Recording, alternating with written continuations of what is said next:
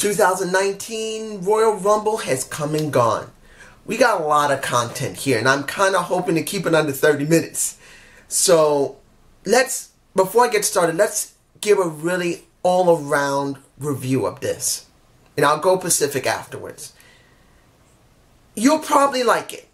At least some people will probably like what happened, will probably think it was a good, or some will even think it's a great show.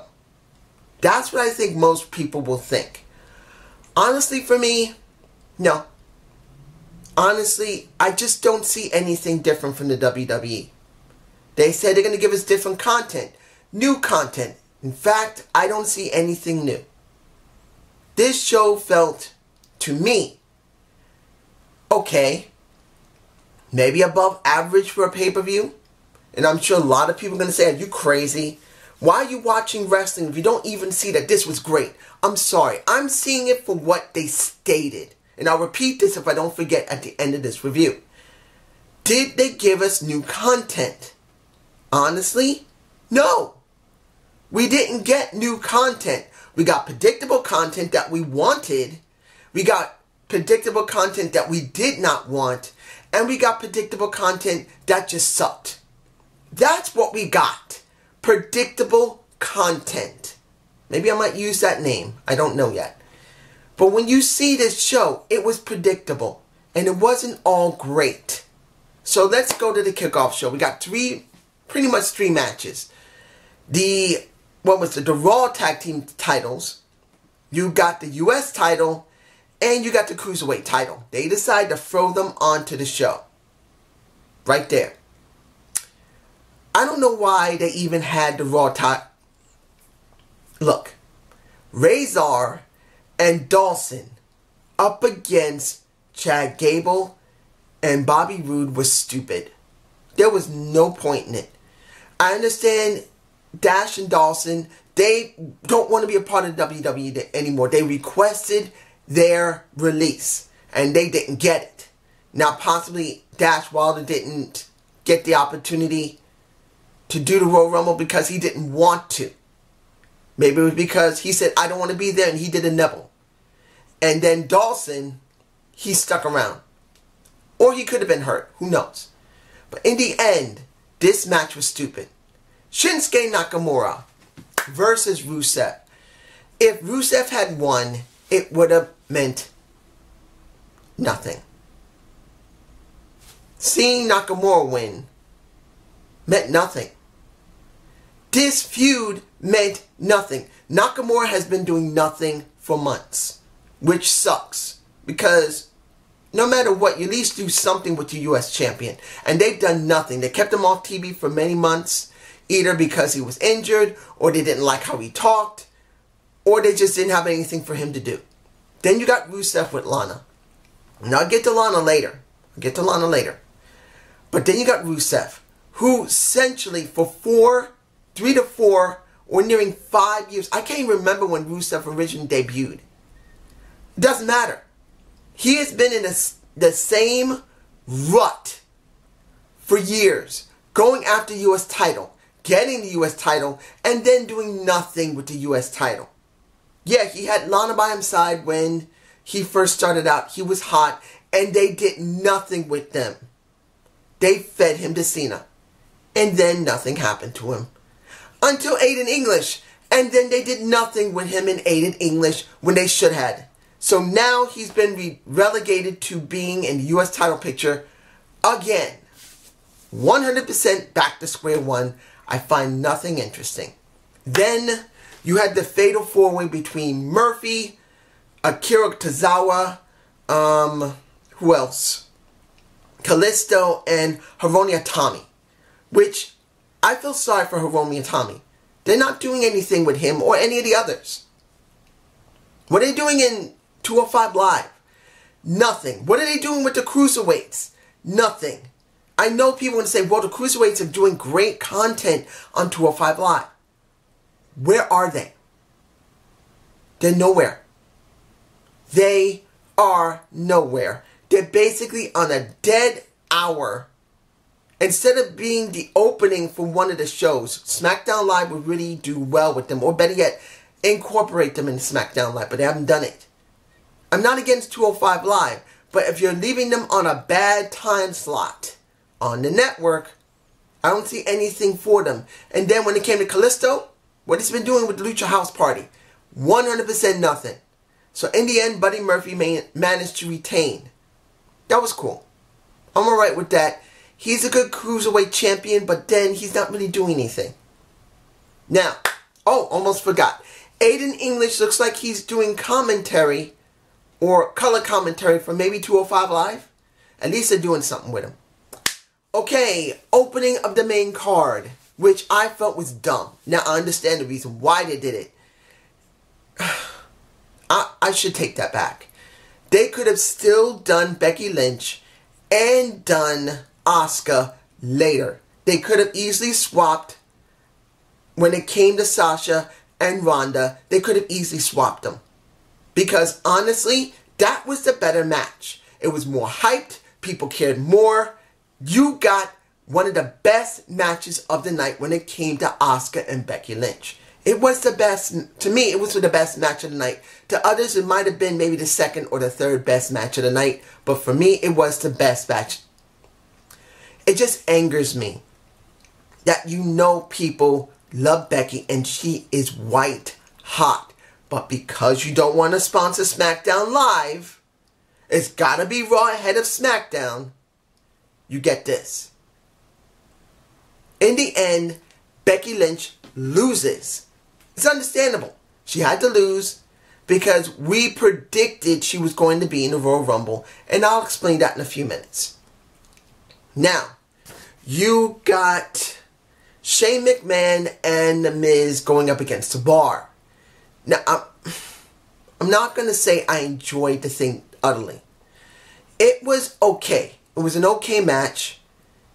It made people happy to see The Miz working with Shane, and then you see them winning that title. SmackDown Live. But the question is this. What does that actually mean?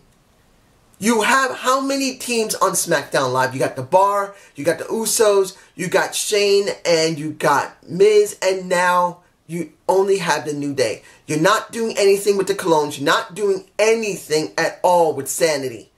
It's a joke. I don't understand why they did it. I mean, you should be using all your tag teams. They're not doing anything with tag teams.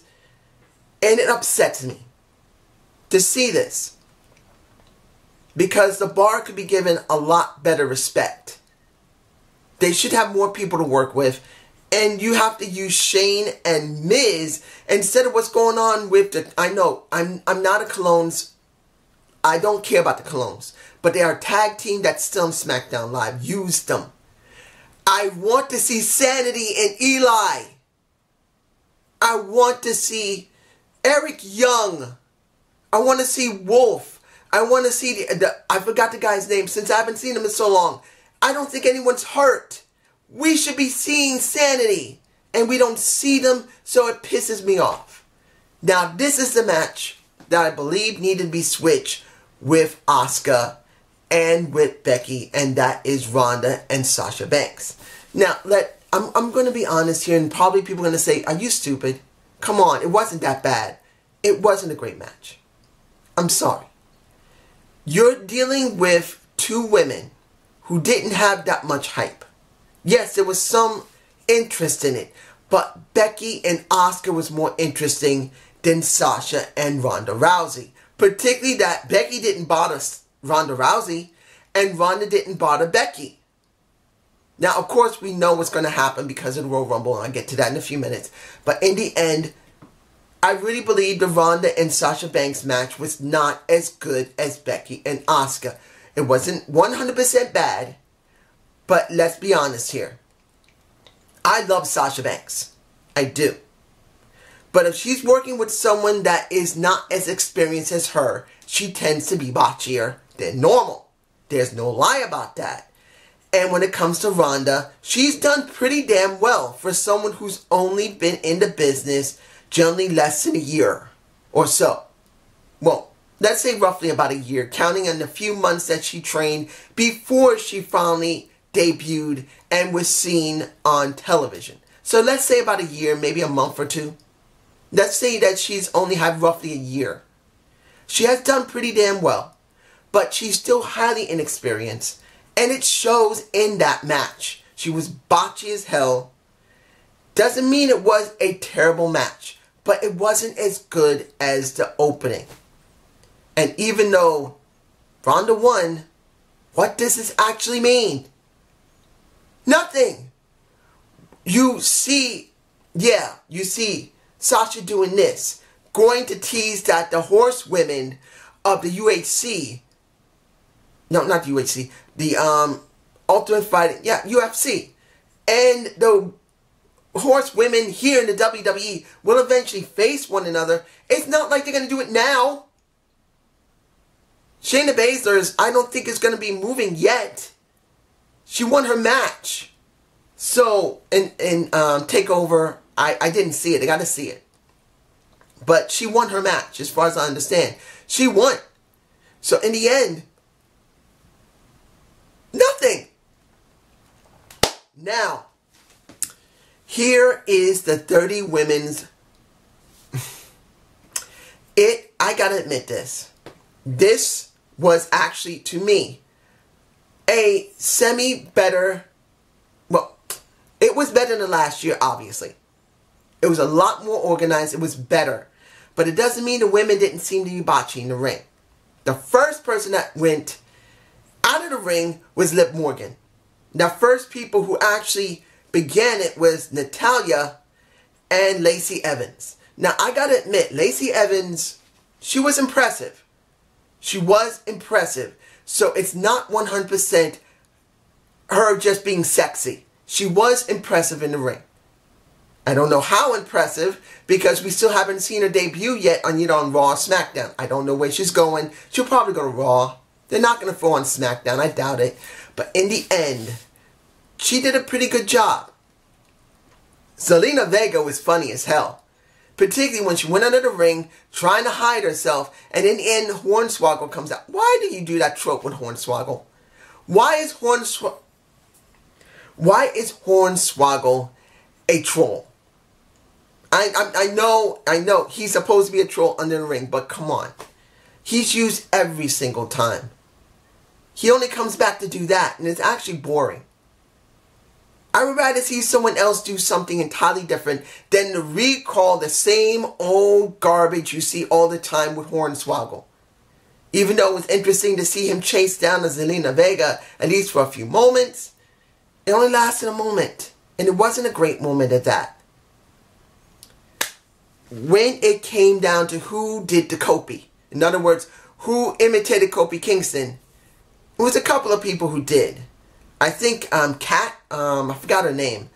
Kat was one. I can't remember the other people. There was a few others that did it. But the premier person is Naomi. It looks like the Women's Royal Rumble has Naomi as their Kofi, because she's the one who does all that type of athletic, impossible moves that can ever be done. She looks like she's the one that's doing it from now on. Now, it's understandable they want to do something spectacular, and actually giving her that, well, I see it in this respect that Naomi's given this, and she may not get more pay, but she will be recognized more than most people because she will be somewhat remembered. I'll put it in that respect. I mean, it's not 100% the greatest thing, but people do expect Kofi to be doing something spectacular every year. And now Naomi is doing it, and it's actually kind of good for her.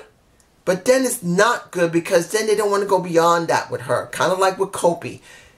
So, this is what you get. I knew when I saw Lana, when it was with Rusev and with Shinsuke Nakamura, by the time they reached the end of the match, the end of the Royal Rumble, she was going to come out, and she wasn't going to be able to participate. And just to make sure that everyone realized that she wasn't going to be able to participate, you got Nia Jax coming out and kicking her ass. And then you got Becky coming out to talk to Finlay and saying, look, me and you are Irish. Me and you're Irish. Listen to your girl. Listen to your lady. Let me in the damn match. Everyone's screaming for me. And they let her in. And just like I thought, just like we all thought, it had to boil down to 3 people. It had to boil down to not Bayley, but to Becky, to Charlotte, and to Nia Jax. And it was Nia Jax who was eliminated by Becky, and it was Becky who eliminated Charlotte. It had to happen. This, if it did not happen, they would have rioted in that freaking arena because it exploded the minute she won. She had the loudest pop of the entire show. Even more than Seth Rollins. I'm sorry. I know people are going to say Seth had a huge pop. No, not as big as Beck. I'm sorry. I like Beck. I believe she's great potential. And because she decided to do something with herself, I'm actually happy to see her do something. Is she the greatest wrestler they have? No. But it's not about being the best wrestler. It's about being the best all-around wrestling performer. I'm sorry, wrestlers are also performers. They got to interest you in their words, their actions, their in-ring performance, and their look. And she has it right now. So, she did well. And now the people went apeshit for her. I'm sorry for the cursing, but that is the truth. Now, let's move on to AJ Styles versus Daniel Bryan. Well, the NDB, as I call him. Here's the thing. That Royal Rumble, that Women's Royal Rumble, blew the building open. And then you have this match follow it, when it should have never followed. And it felt dead. The crowd was not as hype for that match than Royal Rumble with Becky. Most of the time, the people didn't even speak. There was just murmuring. Blah, blah, blah, blah, blah, blah. It was like it was dead. The beginning and the middle. To near the end, it was more active. And people did start cheering or booing the way they wanted. But then when you got Eric Rowan coming out, messing up AJ, and now is working with Daniel Bryan in some reason, you think, well, does this mean Daniel Bryan's going to join the, guess what? The Wyatt family? I don't know.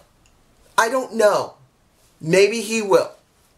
He had that chance years ago. He fought against it. Maybe they're going to try and do that angle now. And he will join them. I don't know. To be honest, here's the thing for me personally. I said more than 9 months ago that the WWE could mess up the feud between Daniel Bryan and The Miz. And they did mess up their feud. They completely messed it up by actually putting them together too soon, putting Daniel Bryan as not as an underdog, but beating practically almost anyone that he went up against. They should have done it sporadically. They didn't do that. They ruined the feud. They just did. The feud was ruined, and now even if they actually go up against Daniel Bryan with The Miz, it feels like garbage. And I know they don't do anything with The Miz and Daniel Bryan because you got him working with Shane McMahon, which he will eventually turn on Shane McMahon, or Shane McMahon will turn on him, and they'll probably get a WrestleMania match. If they're doing this with Miz and Shane, there's going to be a match. It just makes sense. Alright. Let's get to the one that I'm sure people are going to be upset about. But I said it. I told you so. I want to make this really clear. I'm not a Finn Balor fan. They have booked him terribly. He has been garbage. But one of the things that was going for him was in his white teeth that he was shining at everybody. And that $1 million smile. One of the things that people loved about him was the demon gimmick. People have been screaming for years for him to do the gimmick. People have been screaming for years. Make him the demon more often. You're putting him up against a beast. Beast versus demon would have made it more interesting. Even if he lost, at least people would have been happy because they would have gotten the demon. No. They got Finn Balor. The moment I saw him without no paint, I knew I didn't care. And to be honest, I didn't. I saw that match. It wasn't a bad match. It was semi-competitive. But in the end, for me, even though they made Brock get hurt at one point, where the point of the one of the announce tables was he basically was rammed into it to try and give him more like he was vulnerable, I didn't care about the match. I didn't care if Finn won or Finn lost. It didn't matter to me because the only thing that mattered was we care about the demon Finn Balor. Not regular Finn Balor winning or losing. We wanted the demon. We wanted the freaking demon. For me personally, it would have made it semi-interesting. Seeing him as a demon, going up against Brock Lesnar and trying to make himself look invulnerable. But I didn't get that. I got nothing. Zip. So I didn't give a damn. It didn't mean anything. Brock won. Who cares? Let's move on. Okay, we finally get the Royal Rumble. And this is the thing that I was very happy to see in the very beginning because I was thinking, oh my gosh, if this is happening, I must see when OTRS Central and the Select Daddy is going to speak. Because he has to say something on it. Because the opening had Elias. Okay. Then you got Jeff Jarrett. Jell. I can't even spell it because I forgot it because I'm dyslexic. In the end, you see Jeff Jarrett coming out. It was interesting. I didn't expect to see Jeff Jarrett. And then when they tried to play like, well, Elias may actually do a sing-along with him. I thought, he's going to kick his ass. It's coming. And even though it did come, I did enjoy that. I didn't expect Jeff Jarrett to be there. And I'm glad I did. I don't look at cheat sheets. I don't see the dirt sheets. I don't like doing that because it ruins the fun for me.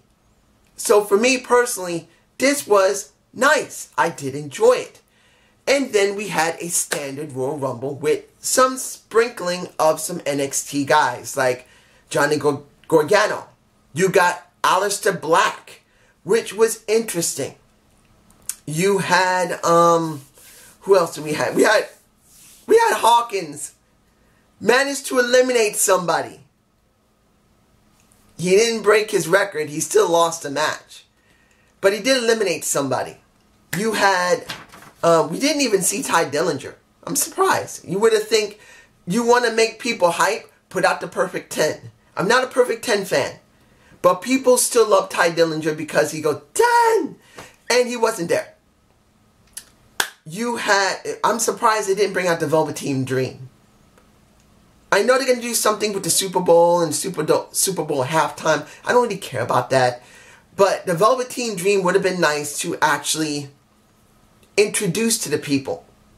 Even if he's not going to be on the show, introduce him. They didn't do that. They could have easily replaced Biggie with, well, you could have taken out Titus worldwide. Because that little bit of him sliding, it's already been done. He didn't need to be there. So you could have easily replaced him with Velveteen Dream. You could have easily replaced him with EC3. Where was EC3? Why wasn't he in the match? You could have easily replaced Kofi. Well, not Kofi. You could have easily replaced, who you could have replaced with him? Baron Corbin could have been replaced with Velveteen Dream. You could have easily put EC3 in there. You could have put Heavy Machinery in there to introduce them to the crowd instead of just waiting until you finally have time on the show. It would have been easier that way. But let's end this right now. Oh, Mustafa Ali did a very good job. Joe, that kind of pissed me off because really, I didn't see anything good for Joe. And particularly Mustafa Ali eliminated Joe. That made it even worse. That means they're going to continue to feud, and that's going to suck so much ass. I'm sorry, it makes me upset for Joe. Okay, almost forgot. I almost forgot this. When it came to Nia Jax, when she was in the ring, because she got rid of R-Truth, and she went into the ring, I almost forgot about how I felt when she got into that ring and she dealt with Randy Orton. She basically squished all the guys that were about her size. No problem. The minute she dealt with Randy Orton, that was interesting. The minute she dealt with Rey Mysterio, it was okay. But seeing her get her ass RKO'd, I enjoyed that. And if anybody says, hey, women shouldn't be with the men, look, we got this. You care about women getting the same equal opportunity? In the indies, women wrestle men. Who says a woman cannot be in the Royal Rumble and then get her ass handed to her by a Randy Orton? I wonder if he got a wedgie. No, a chubby. I wonder if he got a chubby saying, I'm going to be giving an RKO to this woman. I'm going to enjoy this. I'm going to get myself a chub. And if you don't know what that means, it's an erection. I'm not being sexist. You don't know how these guys or girls react in the ring. They can get aroused. I'm sorry. It can happen. Anyway, by the time we were done, we have 4 people left. You had Dolph Ziggler, who came in at what? Dolph, I think he came in 28. You had Andrade. I'm not calling him almost. I'm calling him almost. I'm not calling him Andrade. That's garbage. He just doesn't sound right. I call him almost. You got Seth Rollins, and then you had Braun Strowman. I saw when they destroyed Seth, when it came, well, once Seth was eliminated by Bobby Lashley, I knew he was going to be the one that's going to win it. Because there's no reason to do that with him. So in the end, when you see the entire match itself, you see Seth Rollins finally get over and wins the entire thing. Now here's the thing. That's not a bad thing. Seth Rollins is a good pick because he's still over with the crowd. It's a very good thing to see Seth Rollins win. But here's the thing. We saw nothing new. I repeat that again. We saw nothing new. And I know people are going to say, well, it's a Royal Rumble. They never do things new. It's not the point. For months now, for almost a month or two, we were told we're going to get new content, new situations, new interests, and we got nothing but predictable outcomes. The same kind of predictable outcomes we had last year. It's just now they're pushing the ones that we wanted for those outcomes than the ones that could have been used in a new way. This is a predictable outcome. With some that was good, some we didn't really care that much about, and some we hated or thought was stupid. This wasn't a great show. It was average. Maybe above average if you're going to put it there. For me personally, Asuka and Becky was the best match of the night. The Women's Royal Rumble was pretty cool. It wasn't bad at all. And Becky winning was the wisest thing to do. And when it came to Brock Lesnar and Finn Balor, that was garbage. No demon, no care. And it did a predictable ending with Seth Rollins. Hope you enjoyed this. Whew. This is almost 27 minutes. Hopefully. Have a good day. Have a good night. Peace.